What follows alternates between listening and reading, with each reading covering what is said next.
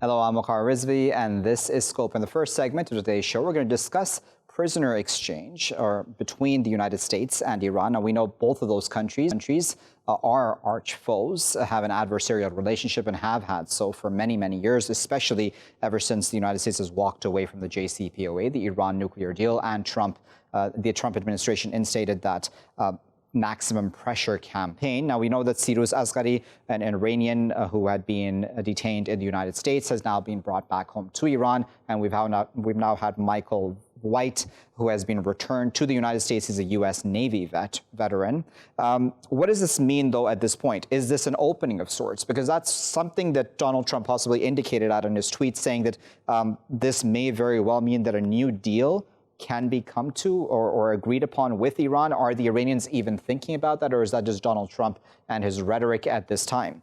Let's put that to our panelists who are joining us now to discuss this a bit further. We're now joined by Barbara Slavin, who is the director of the Future of Iran Initiative at the Atlantic Council. She's joining us now from Washington, D.C. Joining us this morning from Indianapolis is Hussein Banai, who is an assistant professor of international studies at the Hamilton Lugar School of Global and International Studies at Indiana University. Hussein and Barbara, good morning to you both. Hussein, let me start with you. What do you make of this prisoner exchange? How much should we read into it? I think it's an important sign the United States and Iran have their channels of communication open. But I wouldn't read anything more than that into this. This is a prisoner swap. It seems like it is more important in terms of demonstrating from both sides that they could come to any kind of understanding in the differences that they have. But the differences that remain are greater, and I think this is more a confidence-building measure than anything else at this point. Now, you know, Donald Trump's tweet was something that obviously a lot of us are going on, aren't we? Do you think that his tweet is indicative of an opening of any sort between the two nations? Well, good morning. No, unfortunately, I don't. I agree with Hussein. I think it's good that this happened. I think it's a way to stave off any kind of escalation. We were close to a military conflict with Iran not so long ago, but I don't see this as an opening for negotiations. In fact, I saw a kind of whiff of desperation about Donald Trump's tweet. You may know we have some serious problems in the United States, coronavirus, mass demonstrations against racial injustice, and he's looking for some kind of win, any kind of win. But we have elections in just a few months, and so I don't see any movement unless Donald Trump were prepared to make major concessions to Iran, and I see no sign of that.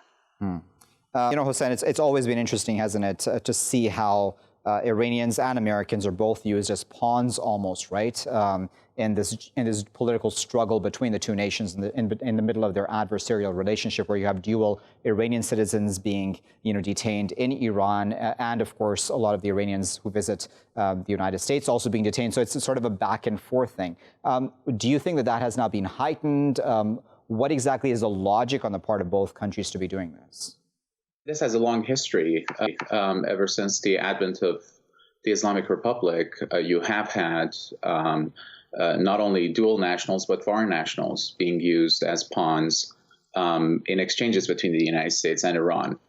But it's important to note that they've always been also important bargaining chips for each side to either de-escalate tensions or to use those individuals, especially American nationals, to gain some sort of concessions. And I think if they are part of a more comprehensive package of diplomatic outreach, as was the case during the Obama administration, for instance, that these exchanges could be very important both symbolically but also substantively. But under this administration, and with the heightening of tensions after the Trump administration withdrew from the Iran nuclear deal, I think this has been done with rather dire consequences, in that it has hardened the most hawkish, most uncompromising sides in each country to really escalate their rhetoric against the other side and to heighten and underline those grievances that would serve as obstacles once again in normalizing any kind of relationship between two sides. And I completely agree with Barbara that under the Trump administration, this has been done, the kinds of signaling that has been done from the United States has oftentimes been done to really justify an unjustifiable withdrawal from that deal. And as we come to the closing months of the first term of the Trump administration, what I'm very certain Iranians hope is only the only term that the Trump administration has. I think there is desperation indeed setting in and a rush for a quick diplomatic win. But that's about it. You know, Barbara, as if on right, we now have a lot more conservatives in the Iranian parliament. At this point, we've had, Ghalibaf, who's taken over the parliament as the parliament speaker at that end, and he's quite a conservative man himself, and a lot of conservatives are now sitting in MP seats there. Do you think that in some ways the door has closed, or is just about to close, really, on better relations, or the possibility, I should say, better relations, even if Joe Biden were to hypothetically win at the end of this year in those elections? Does it really even matter anymore? It's a really important question. No, I still think it matters. I think it matters very much if the United States were to return to the Joint Comprehensive Plan of Action. I think that would certainly help the situation. But in terms of a broad rapprochement between the U.S. and Iran, obviously that doesn't seem to be in the cards with this kind of leadership in Tehran. So I think you're right about that. So then, at this point, then, do you think going forward, Barbara, if I may stick with you, the kinds of escalation that we've seen between the two sides play out across the Middle East, right? And especially, of course, on Iraqi soil, we can talk about, of course, the assassination of Soleimani. Do you think that we'll see more of that, possibly, regardless of who is in the White House? Well, I think a lot depends on whether the United States retains a military presence in Iraq, also Afghanistan. We have a president now who seems interested in withdrawing. I mean, he just withdrew, 7,000 troops from Germany. So I think that the Iranians understand that they demonstrated their resistance, as they like to call it, last year, especially with the attacks on oil tankers and on the Saudi oil facility, with the response to the assassination of Soleimani. And they are content now to wait and see how these discussions, particularly with the Iraqis, play out. We know the Iraqi parliament has already voted that the United States should remove troops from Iraq. So it may be that we don't need to see any further escalation. We can wait for the political side of things to play out for Iran to achieve some of its goals. Hussein, your thoughts are about the political realities now within Iran, right? It seems that Iranians gave the Rouhani administration a chance, and that seems to have blown up in their faces. Well, I'm not sure if it's up in their faces so much as the plans that everyone had hoped for after the nuclear deal had been reached have been completely derailed by the Trump administration's needless posturing.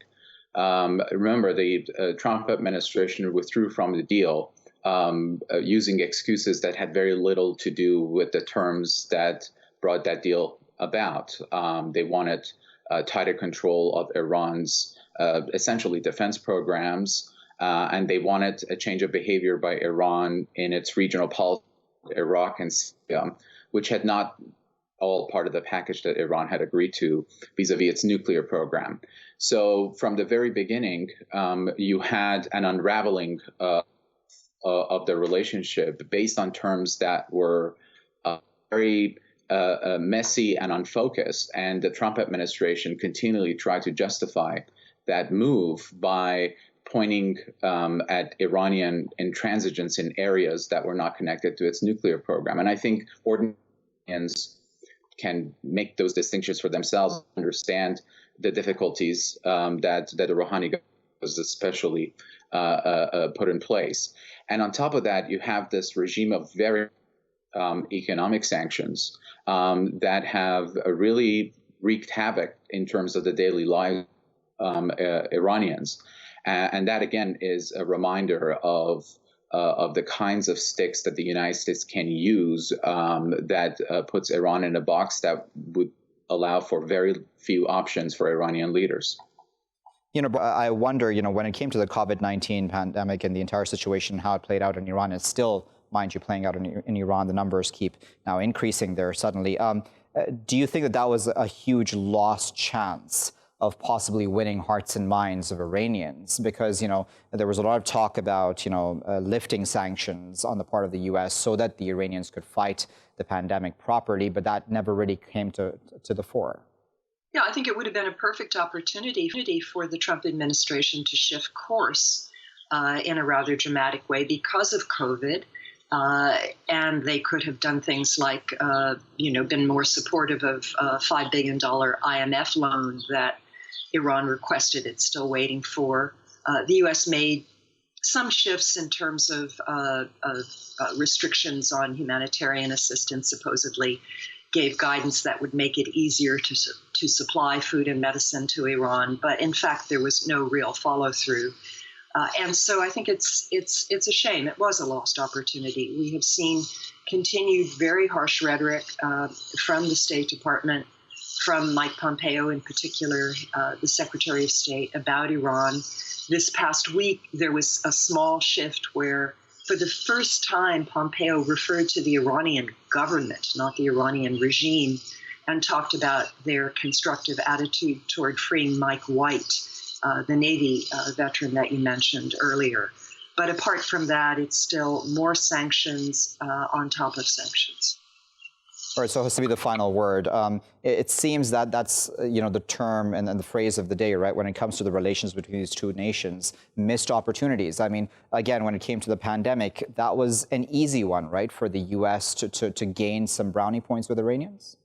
That's right. I think the American position under the Trump administration can be summed up as an attitude in search of a policy. And that, unfortunately, continues to this day. And as the a very dire set of circumstances around the killing of Soleimani demonstrated, that could very easy trigger into a kind of military confrontation or positions that would be very difficult for either side to get out of, regardless of what future governments are in place on either side.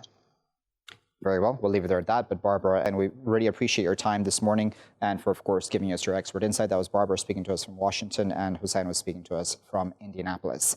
Viewers, we've tried to give you the view specifically from the U.S. about the relations between these two nations, and, of course, in the context of this prisoner exchange that's taken place, although I must say that both nations are being very careful not to call it a prisoner exchange, but humanitarian gestures, humanitarian efforts along the lines of that are the phrases that are being used. But nevertheless, Sirus Asghari seemingly was exchanged for Michael White. Of course, the debate, I'm sure, is happening between both nations about whether this was good or bad. For both sides, the Iranians have asked for more Iranians to obviously be released, those who are detained in U.S. jails at this time. We'll wait and see if that does occur at this time, as well as, of course, if this really is an opening, right? We've had Donald Trump tweet about that, but within this scenario where he is set to go up for an election at the end of this year, will he really be open to any better relations with the Iranians at this time? And will the Iranians actually be open to better relations with the Americans at this time, especially in context of the JCPOA and now a much more conservative parliament in place in that country as well? But I'll be back with my next segment after this. Welcome back, viewers. You're still here in Scope with me, Waqar Rizvi. In this segment, we're going to discuss Austria and Islamophobia in that country. The European Commission Against Racism and Intolerance, the ECRI, has overall released a fairly positive report about Austria in general when it comes to racism and other such issues in the country. However, when it comes specifically to the issue of Islamophobia, it says that there are still very high levels of Islamophobia in the country, anti-Muslim bigotry, which has been reflected in public discourse in Austria, especially by right-wing politicians, which the media has also reported on, as well as the government. Sebastian Kurz and his right-wing coalition, as we'll remember well, have been fairly critical or have not spoken of, let's put it this way, Muslims and Islam in very positive ways. And there's also then that issue of the headscarves in schools for children under the age of 10, I believe it is. And also Austrian authorities are trying to come to grips with the fact that there's underreporting of hate crimes and otherwise, specifically from groups such as Muslims, which would need protection from hate crimes in this situation and atmosphere. Let's discuss all of those issues a bit further. We're now joined by Marcus Howe, who is joining us from Vienna. He's the head of research and analysis at Vienna East Consulting. Also joining us from Vienna is Elif Adam, who is the co-founder and president of Dokustel Austria, which is the documentation center, of Islamophobia. Elif and Marcus, thank you both for your time today. Elif, let me start with you. Tell us about Islamophobia in Austria, specifically under this government. In many areas, Europe says that Austria has improved when it comes to racism, but not when it comes to Islamophobia. Why is that? This is an issue we are dealing with. The first thing is, if you try to combat or tackle Islamophobia, first you need acceptance and acknowledgement that Islamophobia is existing. So we are lacking even from high politicians to accept that we have that phenomenon, and this is the first step to be able to attack Islamophobia in Austria. And we are lacking of reports. We have a high number of underreporting of Islamophobic attacks in Austria. And in general, we are lacking of cooperation from the government in general. And this is not just Islamophobia, but the whole anti-racist organizations are dealing with that issue if it comes to Islamophobia or anti-black racism, etc. So, Mark, what is your reading of the situation? Is it simply that we have a right-wing coalition, a more right-leaning government in power? No, I do think that this is a structural issue. I think one thing to point out, first of all, is that institutionally, Austria has a very good record of integration of Muslims, for instance, which goes back about a century. The Minister of Justice is a Muslim. She's a Bosnian Muslim. But I think that a major issue is one of public discourse, of social attitudes. I would say at least a quarter of the Austrian population have openly Islamophobic attitudes, to the extent that the aforementioned Minister of Justice needs special police protection. So there is something very much that in public discourse that is corrosive and has become particularly corrosive since the refugee crisis in 2015. Elif, do you think that refugee crisis did heighten the Islamophobia in the country? And do you think that Muslims have integrated well into Austrian society? Of course, like racism, we have to have an intersection of racism. So we have intersection of Islamophobia going hand in hand with anti-refugee hostility as well. But I can't really not say that there was no Islamophobia before the refugees in 2015. They were existing. So we had populist debates and populist discourses on political and media level highly before. So it's not a new phenomenon. It's long time existing, and it's just got increased, and the inhibition level of the racism against Islamophobic attacks just went lower and lower. And we're just hearing more about Islamophobia because more and more anti-racist organizations pointing on that issue. Marcus, these are tough conversations, right? So we have this minister, as you mentioned. I was going to mention later as well, but the minister is in place, and that does show representation, right? So it goes to that argument that if you have a minority represented in government, is that enough? And I imagine that's an argument that happens in many places around the world. What are your thoughts on that, and what more then needs to be done vis-a-vis integration? Is it a question of policing people's speech? Because then we come into that very gray area of how does one control free speech then? Well, I think as my colleague said earlier, I think much of it has to do with politicians coming out and declaring as Islamophobia as a problem. Hate speech is also an issue. I think that it's very present in mainstream public discourse up to a point. It becomes particularly toxic during election campaigns, be it federal or local. At the moment, there are local election preparations for Vienna, and the far-right party, the Freedom Party, have some very openly xenophobic posters around the city.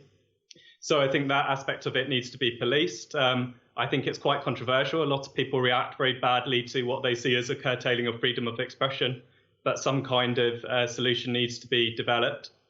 I think on the issue of the minister, I mean, she had to fight very hard to get to where she did. And there was a lot of noise made, again, in mainstream circles, particularly the far right, about the fact that she was a Muslim woman and that all you need to do these days to become a minister is to be a Muslim asylum seeker, when, in fact, the minister in question is highly qualified, more qualified than many of the people who make these sorts of assertions. So I think that highlights the struggle that many Muslims, let alone Muslim women, have to enter politics in Austria. Elif, the other issues that is big is, of course, that question of headscarves in schools. What are your thoughts about that? I would come back to that thing, but I just want to say something to the point before. Sure. The most Muslims living here for decades in Austria, even the most of them are born in Austria. So we're not talking about integration in Austria because they are Austrians. They live here, they lived here their whole life, so they're part of Austria. And we're speaking about around 8% of the population in Austria. And do we have this 8% represented in politics, in parliament? Definitely not. One person cannot stand for 8% of the whole Austrian population. So we have a lack we have an issue of underrepresenting of the Muslim population in politics. And secondly, the issue when it comes to headscarf is I was quite disappointed to see that the Ministry of Integration and Women did a very reactive response to the report, to using the same rhetoric which got criticized in the report by saying that the hijab weared by the kids, it's political ideological issue, which is not. This is a claiming from herself, but the Muslim population, the Islamic authorities, and a lot of people coming from Muslim backgrounds say that this is not an ideological issue. It's standing for religious or ethnical background. So I'm just claiming and demanding Austrian politics and Austria in general that this is an issue of staying for democratic rights, of protecting minorities. And if we see that the headscarf ban for kids, it's just targeting a religious headscarf from Islam, coming from Islam. So the kippah, the Judaist kippah, the Sikh patka, it's explicitly loved, but just the Muslim hijab not. And this is an inequality in treatment, which is something Austria should definitely not do and stay for democratic rights and to change that law as soon as possible. Marcus, what's on that? I mean, it seems that there is, and you can correct me if I'm wrong, a lack of communication or not very good communication between the Muslim community and the government? Yeah, I mean, I'd say that's absolutely true. On the subject of the hijab, even the far right themselves, one of their senior figures said that the measure was very much about its symbolic value, not its actual practical value, that there is a value in symbolism in politics. But this is profoundly unhelpful. And really what has to happen is a greater level of communication between the Muslim community and the political parties and civil society more generally. I think there's also a deeper issue, institutionally speaking, in the sense that you have the federal levels and the state level. And there's quite a high degree of devolution, particularly in administrative matters. So what you end up with are discrepancies in laws on the regional level. So that's something that very much would need to be addressed. But in other areas, integration in education, for instance, to a certain extent, in the workforce, it's reasonably good. Austria performs reasonably well. So, Elif, then what does the future hold for Muslims in the country? I mean, they are there, and as you've said, of course, they've been there for generations, right? These are Austrians through and through. How do they better their situation? Is there unity? Are there conversations that are happening amongst all these movements for anti-racism in the country right now, especially because, as you know, there is this global movement right now as well against racism? Yeah, I mean, definitely we can see that the anti-racist organizations coming more closely together, but still we are missing. I mean, the issue of communication is you're always showing these pictures from the protest 2017, right? This was a protest. We as well organized that protest. We said, yeah, we need for self-definition of a woman, and that not other people are defining for what a woman is wearing something for what. So even so, we did that protest. We did press conferences. but still laws are coming, still bans are coming. So it's not just an issue of communication. I think it's more and more getting an issue of ignorance, just to say there are people speaking, there are pointing on flags, but it didn't get heard. So it's not that the people are not loud enough, it's just not get heard. And this is an institutional issue, and it's going more and more in direction of institutional racism. And we have to combat the racism on a level of institutional racism. All right, Marcus, the final word then before I let you both go. What do you think is the root cause and then of all of this? Is it that Kurz is sort of, feeling pressured into becoming ever more right-wing because that's the way that the electorate is going, or is that the way the establishment is going? What exactly is happening behind the scenes, do you believe? I mean, it's difficult to tell. I mean, I would say that Kurz very much aped this issue from the far right in order to win votes. I think that he thought that he could tame it up to a certain point. He saw the direction which the electorate were travelling. So I think that he's sort of attempted to claim ownership of that, and he has reaped electoral success as a result, although not only because of this particular issue, there are also deeper causes. I mean, more generally, I do think that Austria needs to be put into context because there is this perception of it internationally as being a right-wing country. There's certainly a lot of truth in that, but there is also another side to Austrian society which is very liberal. The other day there were 50,000 people marching in Vienna as part of the Black Lives Matter protest. So there is a growing shift, I would say, within Austrian society, and that has been undergoing for about 30, 40 years. That is also becoming more liberal, while another section of the electorate becomes more right-wing, more anti-migrant. So I think really what we're seeing is a polarization rather than any sort of unidirectional move. All right, that makes sense. We'll leave that as our final comment, but we appreciate both Marcus and Elif for their time today, speaking to us, both of them respectively, from Vienna, for giving us the context about what exactly is happening in the country vis-a-vis Islamophobia and racism in general. As Marcus there said, there's obviously hope, right? Because we've had all these people coming out on the streets of Austria in support of the Black Lives Matter movement. But is that enough? Will they also speak up about Islamophobia? And then, of course, as we're seeing in many Western countries, there is continuing polarization, and not just Western countries, in fact, in many countries around the world, there is ever more and more populist movements, right-wing movements, versus then liberal movements and more tolerant movements. And there's that clash that is occurring in many places. And we can see that, of course, in the United States, most obviously these days. Which side will win? We hope, of course, the side of tolerance and acceptance for all peoples in these very multicultural societies will win out at the end. I'll be back with my final segment after this break.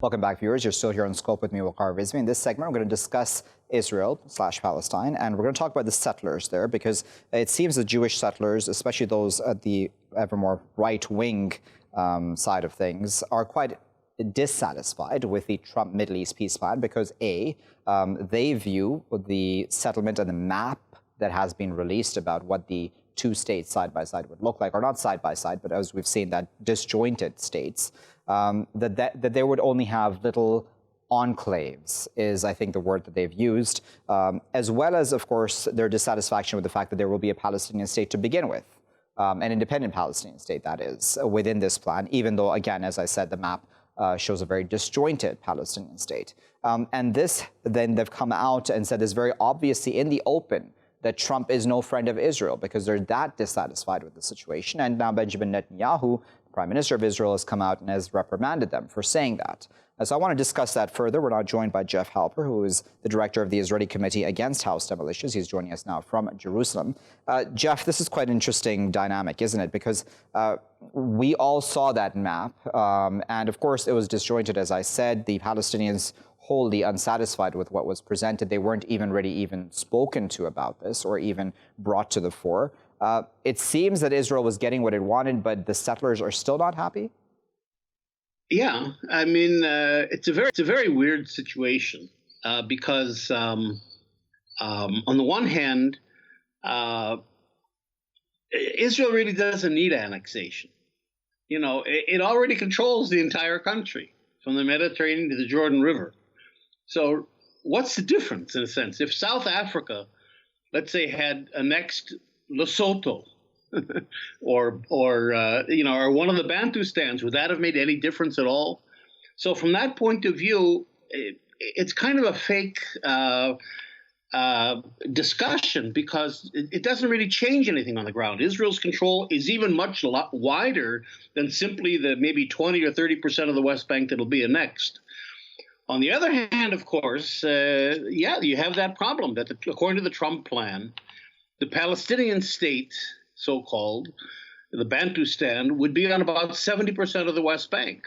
So, for the settlers who claim all the West Bank or Judea and Samaria for Israel, that's completely unacceptable. So what they're asking or what they're demanding is that Netanyahu separate the annexation that will happen, that they see as only the first step from the whole idea of a Palestinian state at all.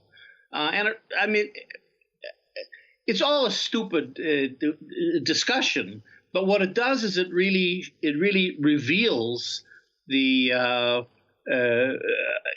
not just the hidden agenda, the whole dynamic of Israeli apartheid and settler colonialism. It can't stop. It can't stop at 20% or 30% or 40%. It has to control the entire country, and it has to de-enfranchise the Palestinians. It has to be apartheid. That's the internal dynamic, the logic of the system.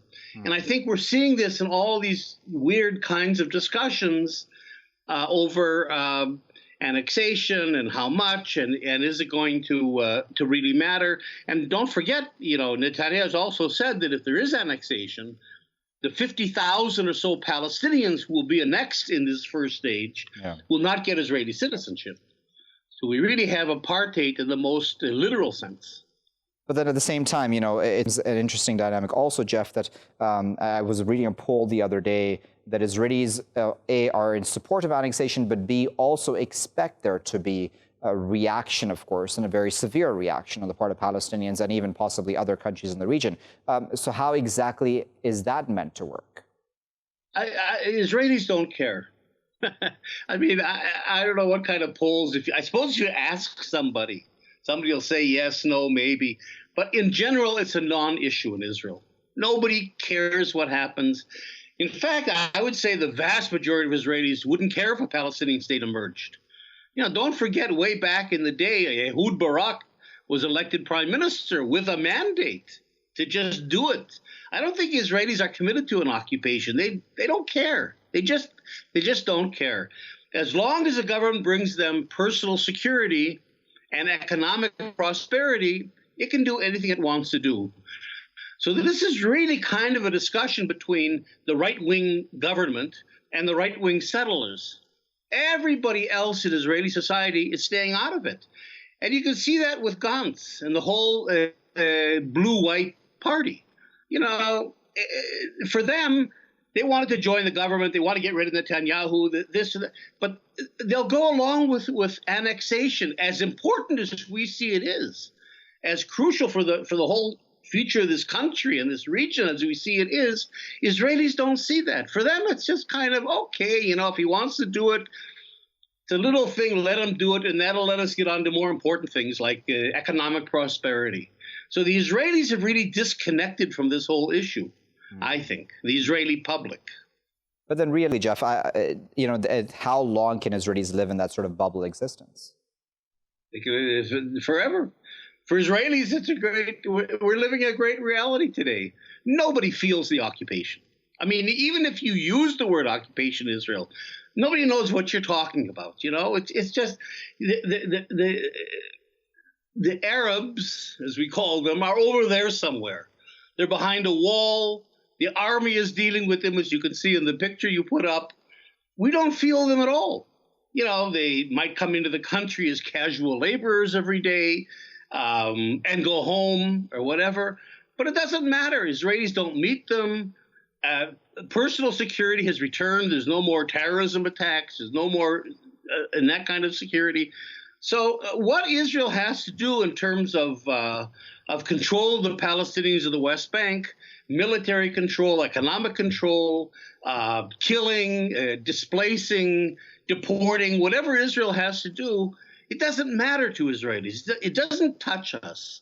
It's really the occupation. We've been insulated from the occupation to a point where it really is not a public political issue among the Israeli public. It's hard to convey that, but that's really the reality. It's very interesting, Jeff. But I wonder then, on the foreign policy front, right? So when it comes to annexation of the West Bank and Jordan Valley specifically, we've had a lot of course, reactions from around the world just at the possibility of that even occurring. Do you think the Jordanians or somebody else would actually go through with it and say, their threat of saying, listen, this will really hurt relations with us, and that would have a domino effect? Well, that's the problem here, I think, that Israel doesn't feel that anybody can really react. If the United States gives the green light, and that's, of course, important,